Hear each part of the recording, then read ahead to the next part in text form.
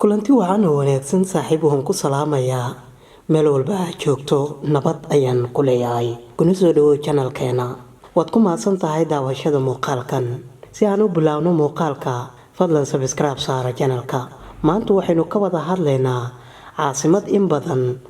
adigoo qaar kula mid ah ay soo tijaabiyeen dalxiiskeeda dhaqankeeda waxbarashadeeda iyo weliba qiimaha ay u leedahay bulshada ku nool Tokyo waa caasimadda Japan isla markaana magaalo aad u weyn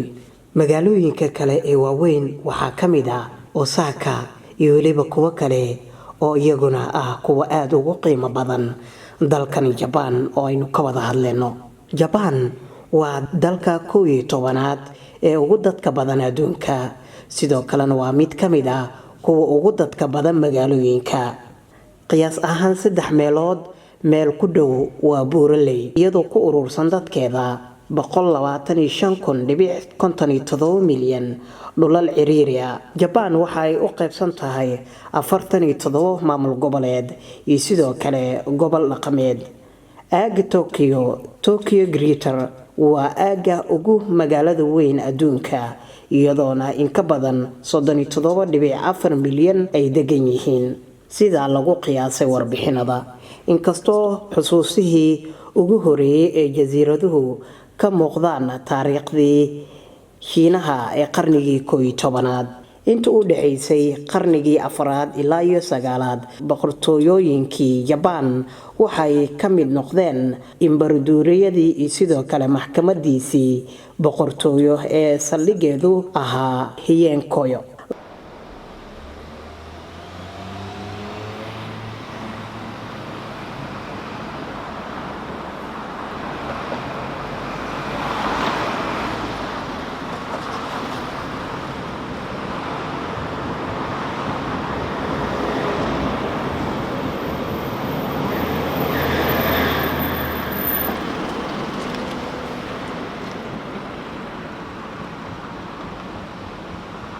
laga bilaabo qarnigii 12-aad awoodda siyaasadeed waxaa qabatay taxanayaal kaliya taliyayaal military ah iyo sidoo kale madaxdii feudal waxaana sidaasi dhaqan geliyay dabaqad dagaalyahana kadib qarni dheer oo dagaal sokeeya wadanku wuxuu dib ula midoobay sanadkii 1603 iyadoo loo adeegsaday hubka loo yaqaano Tokugawa Shogunate kaasoo soo saaray siyaasad dibadeed oo gooni isu taaga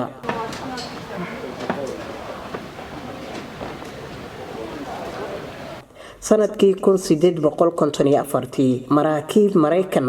ayaa ku qasabtay Japan inay u furto ganacsi reer galbeed taas oo horseeday dhamaadka Shogunate iyo sidoo kale dib u soo celinta awoodii boqortooyadii 1868 xilligii Meiji boqortooyadii Japan waxay qaaday dastuur qaab reer galbeed isla markaana lagu daba joogay barnaamij loogu magac daray warshadeen iyo sidoo kale casriyeen sanadkii 1937 Japan waxay weerartay Shiinaha 1941 waxay gashay dagaalkii labaad ee adduunka iyadoo oo Japan ahayd kuwa awoodoodu ay aad u sareyso kadib guuldaradii ka soo gaadhay dagaalkii Pacifica iyo 2 qarax oo atomic ah Japan waxay isdhiibtay 1945 waxayna hoos tagtay 7 sano oo ay qabsadeen xulufada muddadii ay qaadatay dastuur cusub laga soo bilaabo 1947 Japan waxay haysay boqortooyo dastuuri ah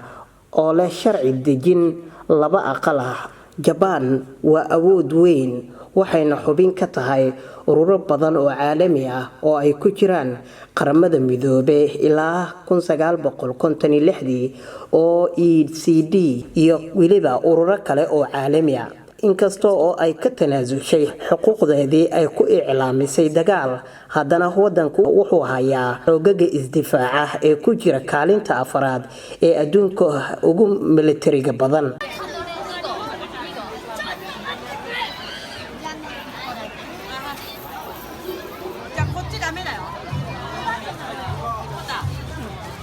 dagaalkii labaad ee adduunka kadib Japan waxay la kulantay kobac dhaqaale oo sareeya waxayna noqotay wadanka labaad ee ugu dhaqaalaha badan adduunka 1990 ka hor inta uusan dhaafin Shiinaha sanadkii 2010.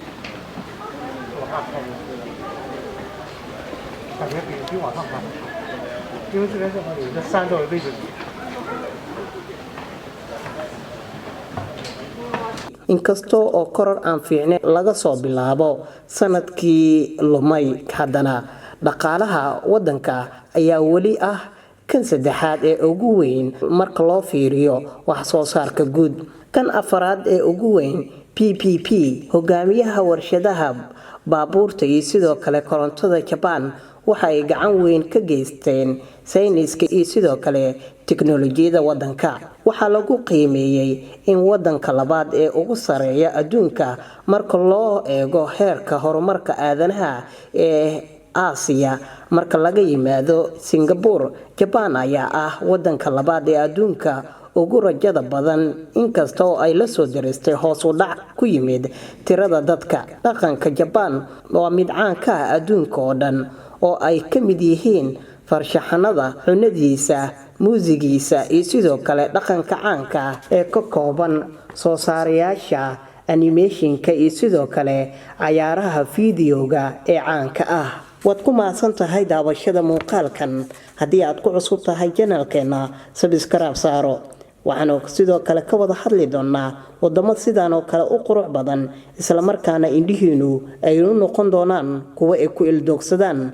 Damacaaguna haddii uu noqdo in aad tagto dalalka caynkan oo kale, waxaanu kaaga tusi doonaa waxyaabo badan oo aadan ka aqoonin. Hadhow dambana haddii aad tagto ay suuragalayso in wax badan aad ka ogtahay.